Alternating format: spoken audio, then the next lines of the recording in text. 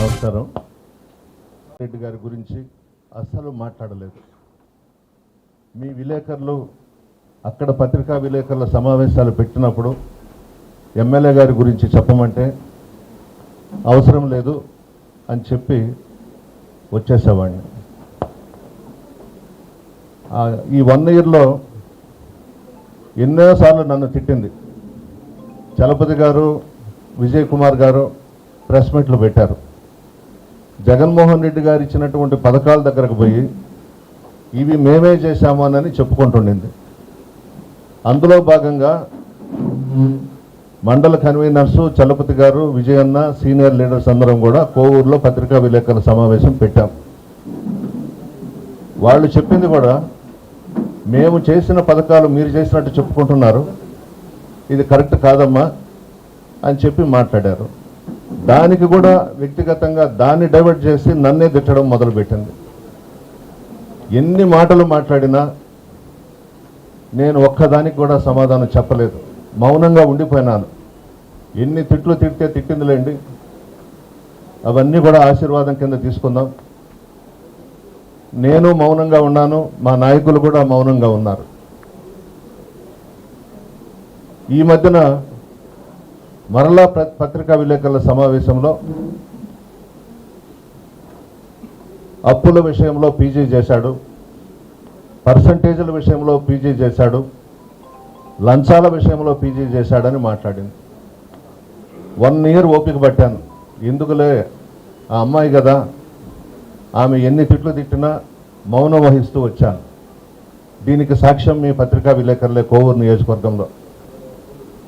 ఈ మధ్యన ఇవన్నీ మాట్లాడిన తర్వాత 7వ తేదీ కోవూరు నియోజకవర్గంలో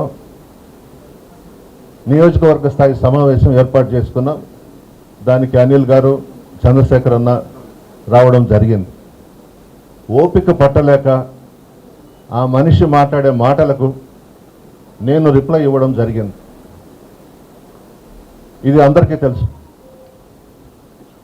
జరిగిన రోజు రాత్రి, నేను మాట్లాడిన రోజు రాత్రి మా ఇంటి మీదకు పంపించి నన్ను చంపేయాలనే కుట్రతో 200 మందిని తాగిచ్చి నా ఇంటి మీదకు పంపించారు.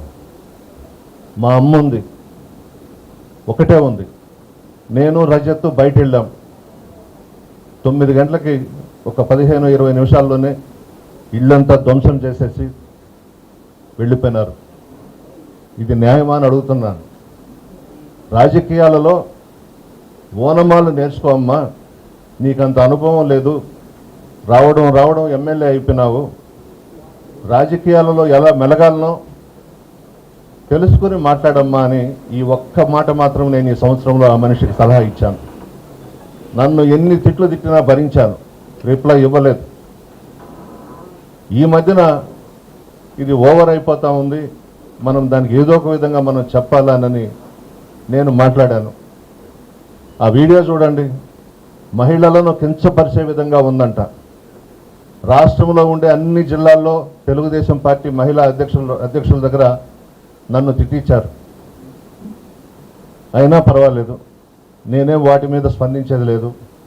నేను ఎందుకు మాట్లాడానో, ఓవర్ యాక్షన్ అయిపోతుందని, ఎక్కువగా ఎట్లా అంటే అట్లా మాట్లాడుతుందని చెప్పేసి నేను మాట్లాడింది వాస్తవం. 7వ తేదీ ప్రభాకర్ రెడ్డి గారికి కూడా ఒక చిన్న సలహా ఇచ్చా అందులో. అంటూ ఆ విధంగా అయితే బాగుండేది, బోరు బావిలో పడిపోయినావు నువ్వు అని ప్రభాకర్ రెడ్డి గారికి చెప్పడం జరిగింది. బోరు బావి అంటే ఏంది?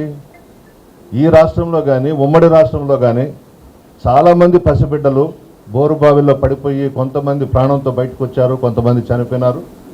అందులో ఉదాహరణగా ఊటుకూరు పెద్దపాలెం 2 బిడ్డలు ఆ బోరు బావిలో పడిపోతే మేమందరం పోయి ఒక బిడ్డను రక్షించగలిగాం, ఒక బిడ్డ చనిపోయినాడు. దాంతో తీసుకొని నేను మాట్లాడితే ఆమెని నేను వ్యక్తిగతంగా విమర్శలు చేసినట్టు, నెల్లూరు జిల్లా చరిత్రలో ఇళ్ల మీదకి వచ్చి దౌర్జన్యం చేసి ఒక్క వస్తువు కూడా లేకుండా పగలగొట్టి పారేశారు.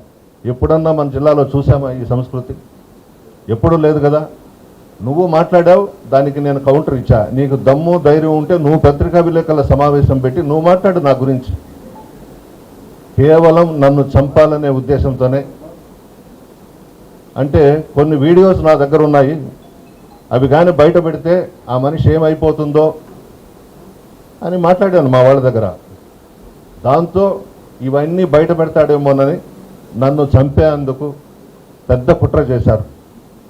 దైవాధీనం, ఆ దేవుళ్ళే నన్ను. నమస్కారం. 2024లో